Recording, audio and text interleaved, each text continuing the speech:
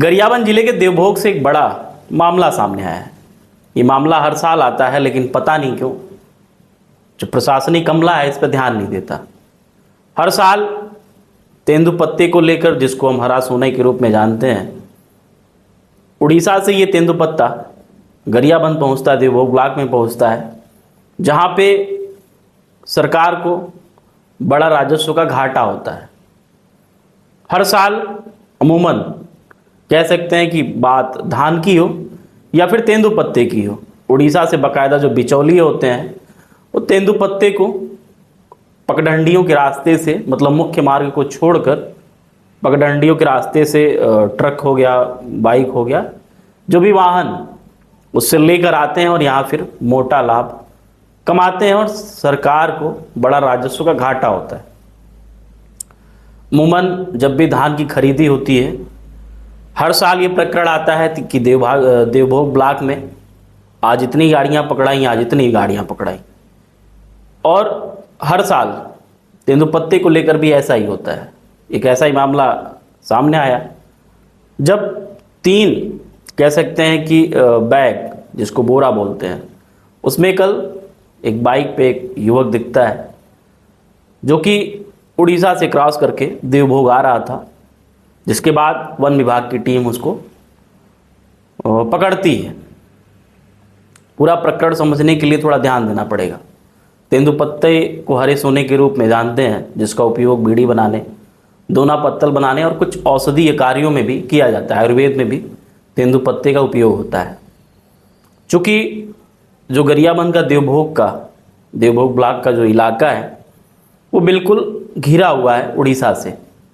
अमूमन रोटी बेटी का कह सकते हैं कि जो संबंध उड़ीसा और देवभोग में आपस में है, तमाम ऐसे रास्ते हैं जिनके माध्यम से दोनों राज्यों की सीमा बिल्कुल सटी हुई है, जहाँ पे कोई सघन चेकिंग और तमाम चीज़ें जो भी प्रशासन के द्वारा किया जाता है वो नहीं होता।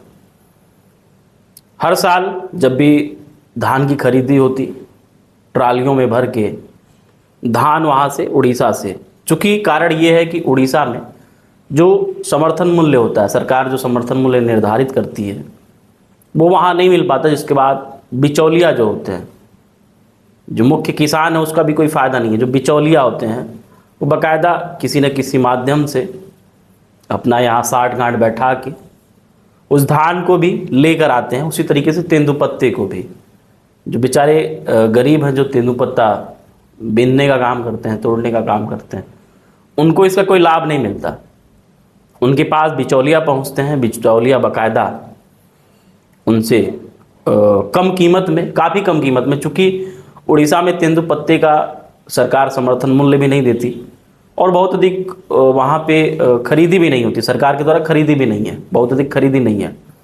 तो ऐसे में चूँकि छत्तीसगढ़ सरकार 2023 तक, जब तक कांग्रेस की सरकार थी, 5,000 रुपये प्रति मानक, मतलब एक बोरा, और एक बोरे में करीब 1,000 बंडल होता है और एक बंडल में कुल 50 पीस तेंदुपत्ता होता है, जिसको अमूमन पत्तल बनाने, अब के समय में तो पत्तल जो है बिल्कुल मॉडर्न हो चुका है, लेकिन पुराने समय में उसी पत्तल का उपयोग किया जाता था। इसको सीख के माध्यम से जोड़ जोड़ के खाने वाने के लिए जो भी कोई फंक्शन होता था, प्रोग्राम होता था, तो इस पत्तल का उपयोग किया जाता था। जो बीड़ी लोग पीते हैं उसमें भी तेंदुपत्ता ही होता है, ऊपर का जो लेयर होता है, अंदर मसाला भरा रहता है, ऊपर का जो लेयर होता है वो तेंदुपत्ता होता है। और कुछ आयुर्वेद में भी, औषधि रूप में भी तेंदुपत्ते का प्रयोग किया जाता है। ऐसे में जो छत्तीसगढ़ की सरकार है मौजूदा समय में, बीजेपी की सरकार, शायद सरकार, जब ये सरकार में आती है तो 500 रुपये समर्थन मूल्य और बढ़ा देती है। फिलहाल जो तेंदुपत्ते का समर्थन मूल्य है वो 5500 रुपये प्रति मानक बोरा है। पहले भी बताया कि एक बोरे में 1,000 बंडल होता है और एक बंडल में कुल 50 पीस होता है तेंदुपत्ता। ऐसे में सरकार को घाटा किस तरीके से हो रहा है, राजस्व का वो समझिए। पूरे गरियाबंद में टोटल 62 लघु वनोपज ऐसी समितियां हैं जहां पे तेंदुपत्ते की खरीदारी होती है। देवभोग ब्लॉक में कुल 7 लघु वनोपज समिति हैं जहां पे तेंदुपत्ते की खरीदारी सरकार के द्वारा किया जाता है। 5500 रुपये सरकार निर्धारित की है समर्थन मूल्य। जिसके बाद सरकार तेंदुपत्ते की खरीदारी के बाद इन तेंदुपत्तों को लघु उद्योगों को बेचती है। जहाँ भी कह सकते हैं कि उद्योग है, जहाँ भी ये काम होता है बीड़ी बनाने का, पत्तल बनाने का, वो सरकार से खरीदते हैं। सरकार चूँकि 5500 रुपये किसान को दे रही है, माफ़ करिएगा, जो भी आदिवासी लोग हैं उनको दे रही है, जो भी तोड़ के ले आते हैं, और फिर सरकार बेचती है। सरकार को कोई लाभ नहीं है इसमें, सरकार बेचती है। जो लघु उद्योग वाले लोग हैं, जिनका भी अपना उद्योग है, वो लेके जाते हैं किसी माध्यम से।